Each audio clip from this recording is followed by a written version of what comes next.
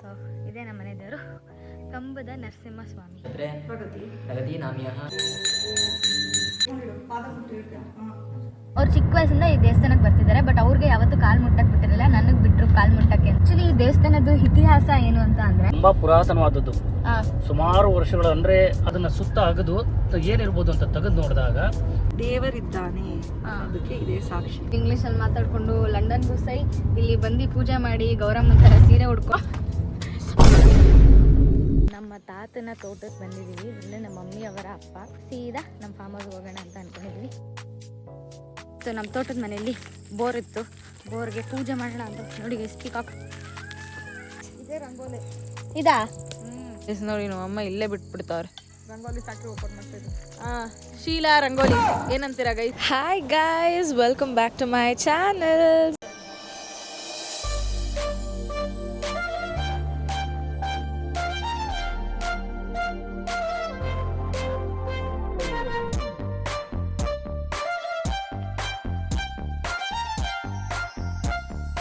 ಇವತ್ತು ನಾವು ನಮ್ಮ ಮನೆ ದೇವ್ರಿಗೆ ಹೊರಟಿದ್ದೀವಿ.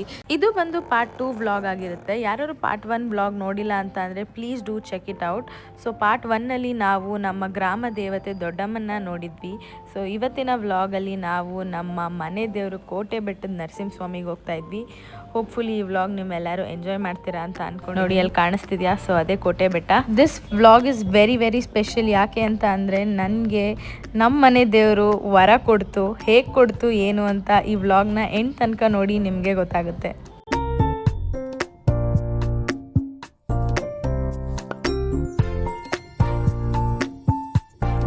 ಗೈಸ್, ಇವಾಗ ನಾವು ನಮ್ಮ ಮನೆ ದೇವ್ರ ಹತ್ರ ಬಂದ್ವಿ. ವ್ಯೂ ನೋಡಿ ಗೈಸ್ ಹೆಂಗಿದೆ ಇಲ್ಲಿಂದ. ಎಷ್ಟು ನೆಮ್ಮದಿ. ಸೌಂಡ್ ಕೇಳಿಸ್ಕೊಳ್ಳಿ, ಪಕ್ಷಿ ಚಿಲಿಪಿಲಿ ಅಂತಿರೋದು. ಕ್ಯೂಟ್ ಆಗಿದೆಲ್ಲ. Peaceful nature guys.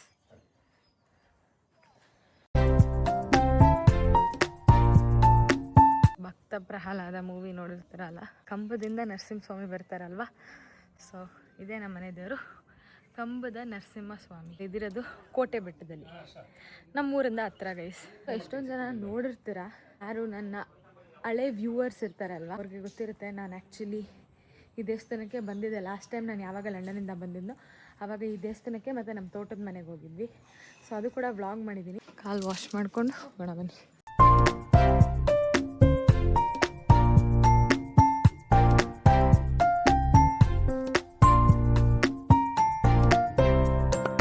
ಗೈಸ್, ದೇವಸ್ಥಾನ ಫುಲ್ ಖಾಲಿ ಖಾಲಿ ಹೊಡಿತಿದೆ.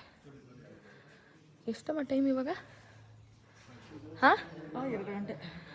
2 ಗಂಟೆ. ಮತ್ತು ಇವತ್ತು ಫ್ರೈಡೇ ಆಗಿರೋದ್ರಿಂದ ಸೊ ಇದು ನಮ್ಮ ಅಪ್ಪ ಅಮ್ಮ ನಾನು ಹುಷಾರಾಗಲಿ ಅಂತ ಅಕ್ಕಿ ಹೊತ್ಕೊಂಡಿದ್ರಲ್ವ, ಅದಕ್ಕೆ 2 ದಿನ ಹಾಸ್ಪಿಟ್ಲ್ ಸುತ್ತಿ ನೆಕ್ಸ್ಟ್ ಇನ್ನು ಯಾಕೆ ಕೆಲಸ ನೋಡ್ಕೊಳ್ಳಿಲ್ಲ. ನೋಡಿ ನಮ್ಮ ಮನೆ ದೇವರು. ಶ್ರೀ ವಿಷ್ಣು ಗೋತ್ರೋದ್ಭವಸ್ಯ ಕೃಷ್ಣಕುಮಾರ್ ನಾಮಧೇಯಸ್ಯ ಆರಿದ್ರಾ ನಕ್ಷತ್ರೇ ಛಾಯಾದೇವಿ ನಾಮ್ಯಃ ಪ್ರಗತಿ ನಾಮ್ಯಃ ಶ್ರೇಯಾದಿತ್ಯ ನಾಮಧೇಯಸ್ಯ ಸರ್ವೇಷಾಂ ಸಾ ಕುಟುಂಬಂ ಸ್ಥೈರ್ಯಃ ವೀರ್ಯಃ ವಿಜಯಃ ಆಯುಃ ಆರೋಗ್ಯಃ ಧನಕನಕೈಷ್ಟಾರ್ಥಪ್ರಾಪ್ತಿರಸ್ತು. ಓಂ ಕೇಶವಾಯ ನಮಃ, ಓಂ ಮಾಧವಾಯ ನಮಃ, ಓಂ ತ್ರಿವಿಕ್ರಮಾಯ ನಮೋ, ಓಂ ಜನಾರ್ದನಾಯ ನಮೋ, ವಾಸುದೇವಾಯ ನಮೋ, ಗುಣಭದ್ರಾಯ ನಮೋ ಬಲಂ. नित्यं वीरं महाविष्णुं ज्वलन्तं सर्वतोमुखं नृसिंहं भीषणं भद्रं मृत्योर्मृत्योर्माम्यहं कालुन्द्राय धीमहि खड्गास्त्राय धीमहि.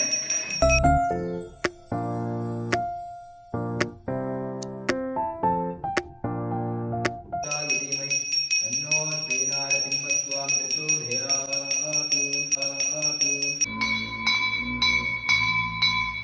ओम श्रीयकान्ताय कल्याण भये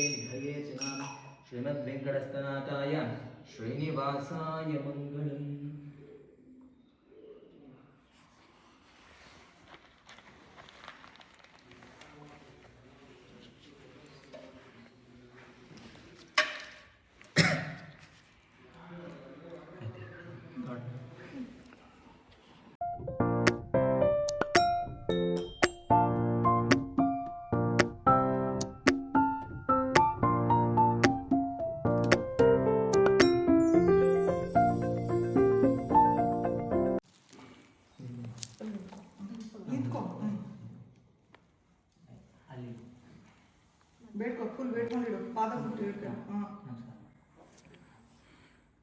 ಇಲ್ಲಿ ನನಗೆ ಏನು ಮಾಡಿಸಿದ್ರು ಅಂತ ಅಂದರೆ ಅದೇ ನಮ್ಮ ಅಪ್ಪ ಅಮ್ಮ ನಾನು ಹುಷಾರಿಲ್ದಾಗ ಅರ್ಕೆ ಹೊತ್ಕೊಂಡಿದ್ರಲ್ಲ, ಸೊ ಅರ್ಕೆನ ನಾನು ದೇವ್ರ ಪಾದದ ಮಧ್ಯೆ ಇಟ್ಟು ಪಾದಕ್ಕೆ ನಮಸ್ಕಾರ ಮಾಡಿಕೊಂಡೆ. ಎಷ್ಟು ಪಾಸಿಟಿವ್ ಫೀಲಿಂಗ್ ಬಂತು ಗೊತ್ತಾ.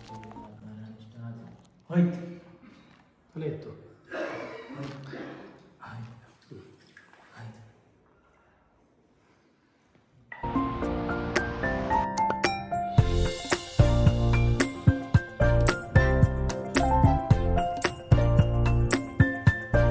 ನಾವು ದೇವಸ್ಥಾನ ಮುಗಿಸ್ಕೊಂಡು ಇವಾಗ ನಮ್ಮ ನೆಕ್ಸ್ಟ್ ಪ್ಲ್ಯಾನ್ ಏನು ಇತ್ತ ಅಂತ ವ್ಲಾಗ್ನ ನೀವೇ ನೋಡಿ. ನಾನು ಆ್ಯಕ್ಚುಲಿ ಎಷ್ಟು ಮನಸ್ಸಿಗೆ ನೆಮ್ಮದಿ ಒಂಥರ ಪೀಸ್ಫುಲ್ ಅನಿಸ್ತು ಅಂದರೆ, ಇಷ್ಟು ವರ್ಷದಲ್ಲಿ ಅಂಕಲ್ ಇವತ್ತು ವಿಡಿಯೋ ಮಾಡಿದ್ದೆ ನಾನು ಕಾಲು ಮುಗ್ದಿದ್ದು ಇತ್ತು ಮಾಡಿದೆ, ಅದನ್ನು ಕ್ಲಿಪ್ಪಿಂಗ್ ಹಾಕಿದ್ದೀನಿ ನೋಡಿರ್ತೀರ ನೀವು. ನಾನು ದೇವ್ರ ಕಾಲನ್ನ ಮುಟ್ಟಕ್ಕೆ ಬಿಟ್ಟರು ನಮ್ಮಪ್ಪ ಹೇಳ್ತಾಯಿದ್ರು ಇಷ್ಟು ವರ್ಷ ಅಂದರೆ ಅವ್ರು ಚಿಕ್ಕ ವಯಸ್ಸಿಂದ, ನಮ್ಮ ಮನೆ ದೇವರಲ್ವಾ, ಅವ್ರು ಚಿಕ್ಕ ವಯಸ್ಸಿಂದ ಈ ದೇವಸ್ಥಾನಕ್ಕೆ ಬರ್ತಿದ್ದಾರೆ. ಬಟ್ ಅವ್ರಿಗೆ ಯಾವತ್ತೂ ಕಾಲು ಮುಟ್ಟಕ್ಕೆ ಬಿಟ್ಟಿರಲಿಲ್ಲ, ನನಗೆ ಬಿಟ್ಟರು ಕಾಲು ಮುಟ್ಟಕ್ಕೆ ಅಂತ. ಆ ಕಾಲು ಮುಟ್ಟಿದಾಗ ಅದೊಂದು ನಾನು ಹಿಂಗೆ ಹೇಳಿ ಗೈಸ್, ಅದೊಂದು ಪವರ್ ಬಂದಂಗೆ ಆಯಿತು. ಲೈಕ್ ನಿಜ ನಾನು ಯಾವತ್ತೂ ದೇವ್ರ ಮುಂದೆ ನಿಂತ್ಕೊಂಡು ಕಣ್ಣಲ್ಲಿ ನೀರು ಹಾಕ್ಕೊಂಡು ಅವಳಲ್ಲ, ಕಣ್ಣು ತುಂಬಿ ಬಂತು ಗೈಸ್. ಏನಕ್ಕೆ ಕಣ್ಣೀರು ಬಂತು ಏನೋ ನನಗೆ ಗೊತ್ತಿಲ್ಲ, but I felt like I got connected to that god ಅಂತ ಅನಿಸ್ತು ಆ ಮೂಮೆಂಟಲ್ಲಿ. ಯಪ್ಪ ಫುಲ್ 2 ಸಲ ದೇವ್ರು ವರ ಕೊಡ್ತು.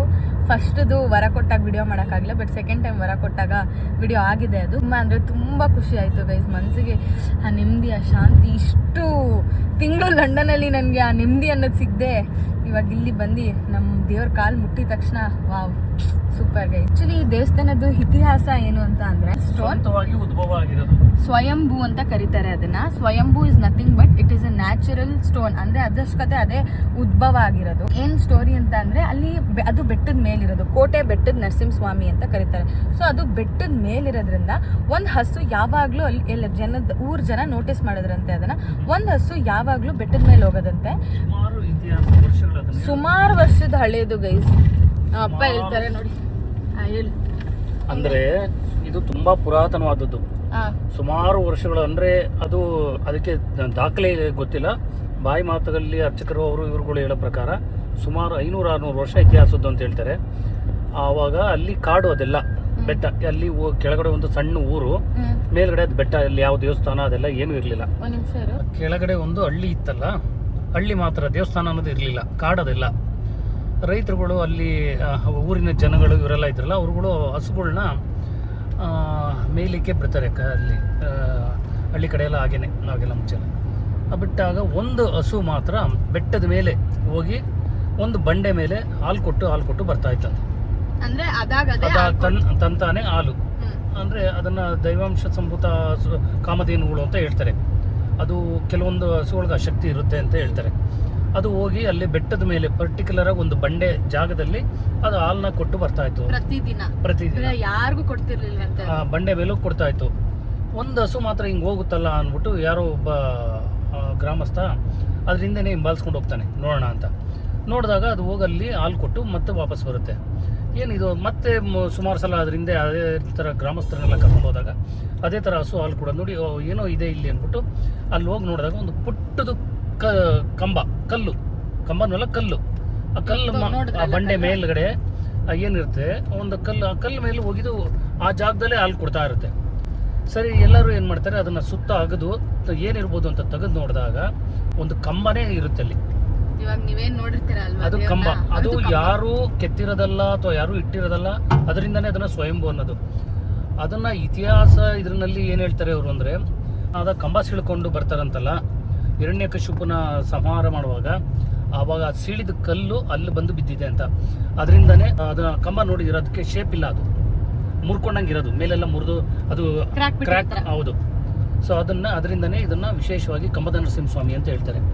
ಈ ದೇವರು ತುಂಬಾನೇ ಶಕ್ತಿ ದೇವರು ಅಂತ ಹೇಳ್ತಾರೆ. ಈ ಮಾಟ ಮಂತ್ರ ಎದುರ್ಕೊಂಡಿರೋದು, ಬೆಚ್ಚಿ ಭಯ ಅನ್ನೋದು, ಮತ್ತು ಈ ಕೆಲವೊಂದು ಏನೇನೋ ನೆಗೆಟಿವ್ ಎನರ್ಜಿಗಳು ಇವೆಲ್ಲ ಹೇಳ್ತಾರಲ್ಲ, ಅಂಥವು ಏನೇ ಇದ್ದು ಈ ದೇವರಲ್ಲಿ ಬಂದು ಪೂಜೆ ಮಾಡ್ತಾರೆ. ಹರಕೆ ಮಾಡಿ ಕಟ್ಕೊಡ್ತಾರೆ. ಇಲ್ಲಿ ಸುಮಾರು ಜನ ಹರಕೆ ಕಟ್ಕೊಂಡು ಅಲ್ಲೇ ಬಂದು ಅಡುಗೆ ಮಾಡಿಕೊಂಡು ದೇವರಿಗೆ ನೈವೇದ್ಯ ಕೊಟ್ಟು ಈ ಥರದ್ದೆಲ್ಲ ನಡೀತಾ ಇರುತ್ತೆ ಇಲ್ಲಿ. ಈ ದೇವರಿಗೆ ಶನಿವಾರ ಅನ್ನೋದು ವಾರ ಅಂತ ಬರುತ್ತೆ. ಈ ದೇವರು ಹೆಚ್ಚಾಗಿ ಪ್ರಸಿದ್ಧಿ ಆಗಿರೋದೇ ಇದರಲ್ಲಿ. ಮತ್ತು ಆ ದೇವರದ್ದು ಒಂದು ತೀರ್ಥ ಇದೆ ಅಲ್ಲಿ.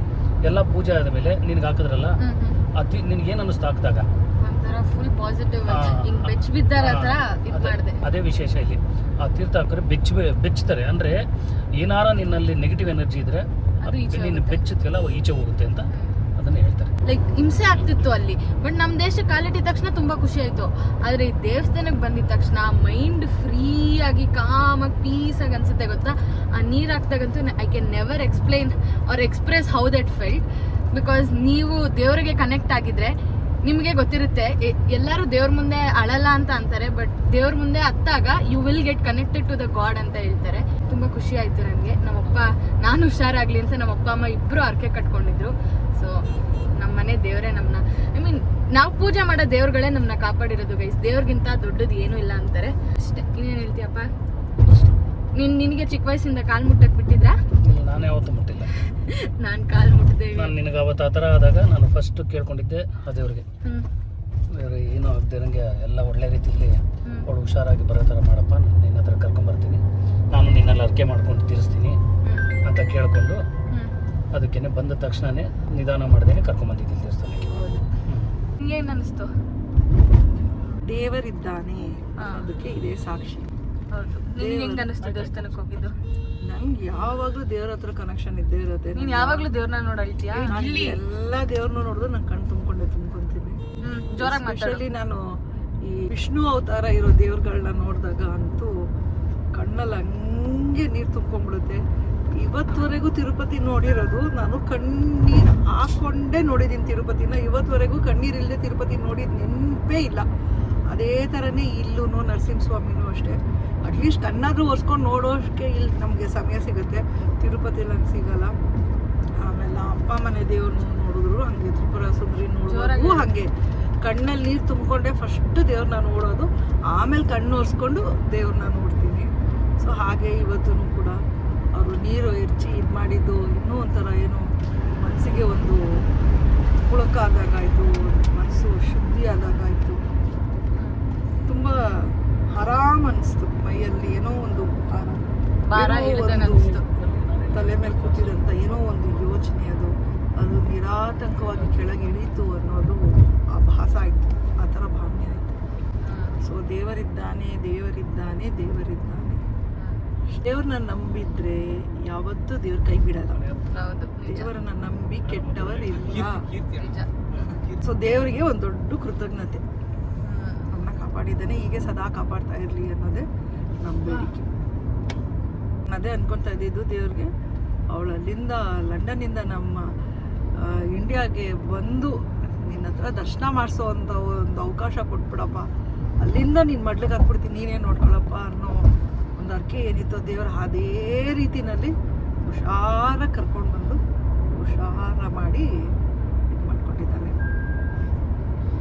ನೋಡಿ ಗೈಸ್, ನಮ್ಮಮ್ಮ ಲಂಡನಲ್ಲಿ ಫುಲ್ಲು ಮಾಡ್ರನ್ ಆಗಿ ಇದಾಗಿ ಫುಲ್ ಇಂಗ್ಲೀಷಲ್ಲಿ ಮಾತಾಡಿಕೊಂಡು ಲಂಡನ್ಗೂ ಸೈ, ಇಲ್ಲಿ ಬಂದು ಪೂಜೆ ಮಾಡಿ ಗೌರಮ್ಮನ ಥರ ಸೀರೆ ಉಡ್ಕೊಂಡು ದೇವಸ್ಥಾನದ ಸ್ಟೋರಿ ಹೇಳ್ಕೊಂಡು ಅಚ್ಚ ಕನ್ನಡದಲ್ಲಿ ಮಾತಾಡ್ಕೊಂಡು ಅದಕ್ಕೂ ಸೈ 2 in 1 ಮದರ್.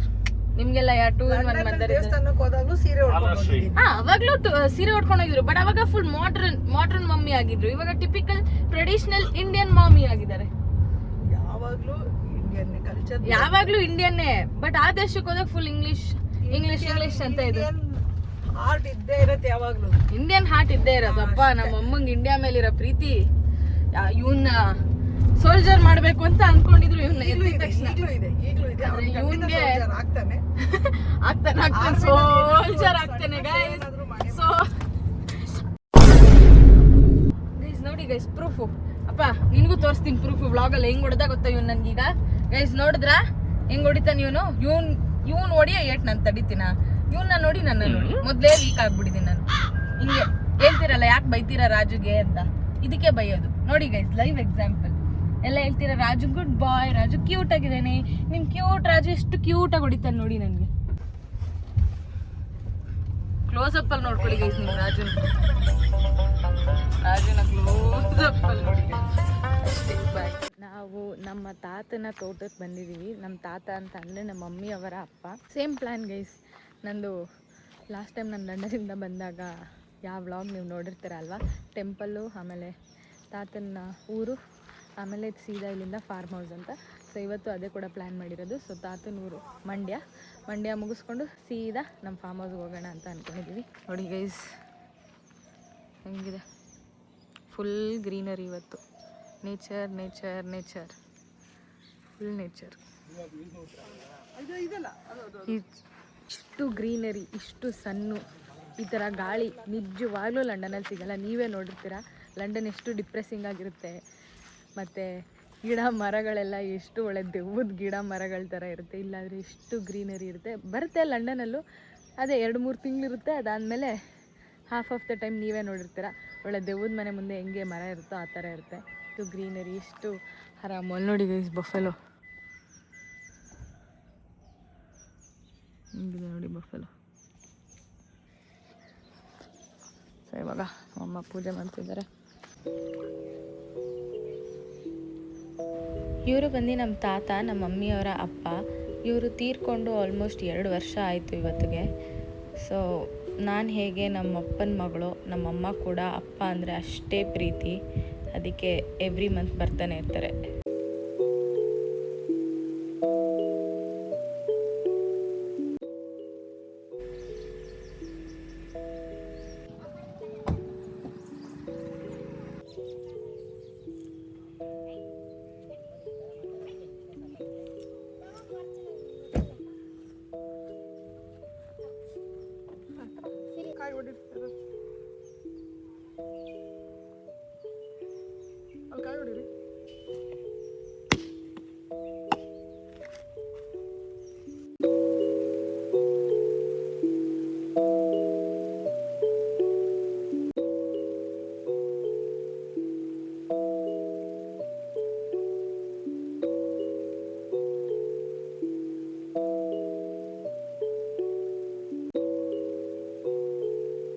ಇವಾಗ ನಾವು ಅಲ್ಲಿಂದ ಡೈರೆಕ್ಟಾಗಿ ಬಂದಿರೋದು ನಮ್ಮ ತೋಟದ ಮನೆಗೆ.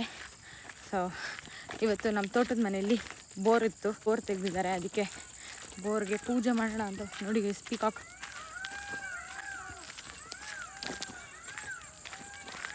ಆ ಕಡೆ ಎಲ್ಲೋ ಇದೆ ಗೈಸ್, ಪೀಕಾಕು ಫುಲ್ ಪೀಕಾಕ್ ಸೌಂಡ್ಸೆ.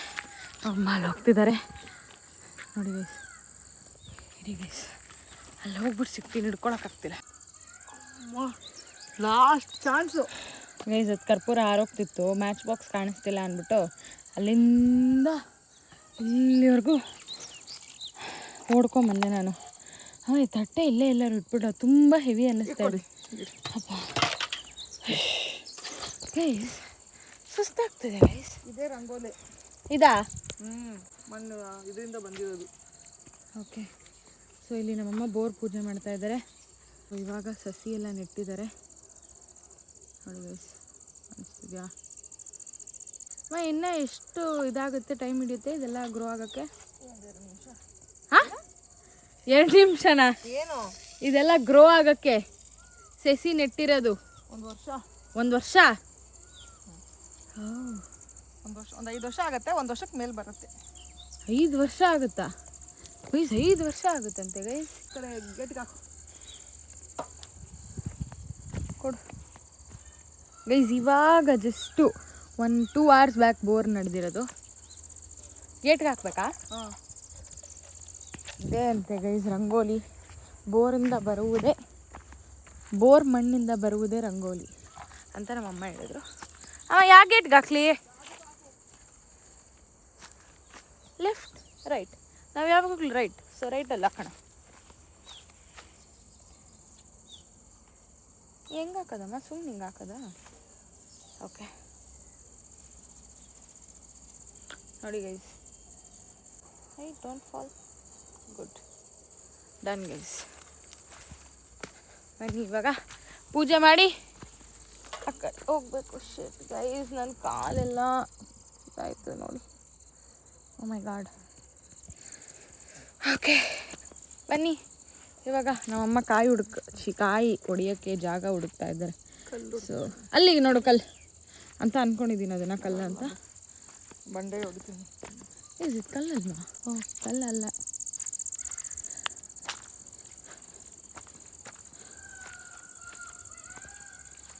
ಅದಕ್ಕೆ ನಮ್ಮಮ್ಮ ಅಲ್ಲೇ ಹೊಡಿತಿದ್ದಾರೆ. ಓ ಸೂಪರ್ ಕಾಯಿ ಒಂದೇ ಏಟಿಗೆ ಚೆನ್ನಾಗಿ ಸಮೃದ್ಧಿಯಾಗಿ ನೀರೆಲ್ಲ ಚೆನ್ನಾಗಿ ಬಂದು ಗಂಗಮ್ಮ ಯಾವಾಗಲೂ ಇಲ್ಲಿದ್ದು ಇಲ್ಲಿರೋ ಗಿಡ ಮರ ಎಲ್ಲರಿಗೂ ಒಳ್ಳೆ ಫಸಲು ಕೊಡೋ ಥರ ಸಹಾಯ ಮಾಡಮ್ಮ ಗಂಗಮ್ಮ. ಚೆನ್ನಾಗಿ ಯಾವತ್ತೂ ಬತ್ತೋಗ್ಬೇಡ, ಚೆನ್ನಾಗಿರಮ್ಮ, ನಮಗೆ ನೀರು ಕೊಟ್ಟು ಸಾಕಸಮ್ಮ ಅಂತ ಬೇಕು. ಓಕೆ, ಗಂಗಮ್ಮ ನಮ್ಮಮ್ಮ ಏನೇನು ಬೇಡ್ಕೊಂಡ್ರೋ ಸೇಮ್ ಥಿಂಗ್. ಯಾಕೆಂದರೆ ನೀನು ತುಂಬ ಹೇಳ್ಬಿಟ್ಟೆ ಅಮ್ಮ. ಸೊ ಗಂಗಮ್ಮ ತುಂಬ ಚೆನ್ನಾಗಿ ಬಾ, ಎಲ್ಲರಿಗೂ ಸುತ್ತ ನಮ್ಮ ಫಾರ್ಮ್ ಹೌಸ್ಗಲ್ಲೇ ಸುತ್ತಮುತ್ತ ಇರೋ ಎಲ್ಲರಿಗೂ ಒಳ್ಳೇದು ಮಾಡಮ್ಮ. ಸೂಪರಾಗಿದೆ ರಂಗೋಲಿ, ಅದು ನ್ಯಾಚುರಲ್ ರಂಗೋಲಿ. ರಂಗೋಲಿ ಅಂದರೆ ಬಂಡೆಯಿಂದ ಕೊರೆದು ನಮ್ಮ ಅಮ್ಮಂಗೆ ಹೆಂಗಿದ್ರು ರಂಗೋಲಿ ಅಂದರೆ ತುಂಬ ಇಷ್ಟ ಗೈಸ್. ನನಗೆ ಯಾವಾಗಲೂ ನನಗೆ ಹಿಂಸೆಗೆ ಫಸ್ಟು ಕೊಡ್ತಿದ್ದು ಅಂದರೆ ದೇವ್ರ ಪೂಜೆ ಮಾಡೋಕ್ಕೆ ಮುಂಚೆ ಹೊಸ್ಲು ಮೇಲೆ ರಂಗೋಲಿ ಬಿಡಬೇಕು, ರಂಗೋಲಿ ಬಿಡಬೇಕು, ರಂಗೋಲಿ ಬಿಡೆ, ಎಲ್ಲ ಹಬ್ಬದಲ್ಲೂ ರಂಗೋಲಿ ಬಿಡೆ. ಇವತ್ತವರೆಗೂ ನನಗೆ ಹೊಸ್ಲು ಮೇಲೆ ರಂಗೋಲಿ ಬಿಡೋಕೆ ಬಿಟ್ಟರೆ ದೊಡ್ಡದಾಗಿ ರಂಗೋಲಿ ಹಾಕೋಕ್ಕೆ ಬರೋಲ್ಲ ಗೈಸ್. ಸ್ಟಾರ್ ಮಾತ್ರ ಗೊತ್ತು ನೋಡಿ. ಇವಾಗ ಆಲ್ರೆಡಿ ರಂಗೋಲಿನ ಎತ್ತ ಪ್ಲ್ಯಾನ್ ಮಾಡ್ತಾ ಇದ್ದಾರೆ ಅಷ್ಟೇ ಅಲ್ವಾ ಅಮ್ಮ ಇದು ಪೂಜೆ? ಓಕೆ, ಏನು ಸಖತ್ತಾಗಿ ಬರ್ತಾ ಇದೆ ನೋಡಿ. ಇಲ್ಲಿ ಏನು ಬರ್ತಿದೆ ರಂಗೋಲಿ. ಓ ಗೈಸ್ ನೋಡಿ, ನಮ್ಮಮ್ಮ ಇಲ್ಲೇ ಬಿಟ್ಬಿಡ್ತಾವ್ರೆ.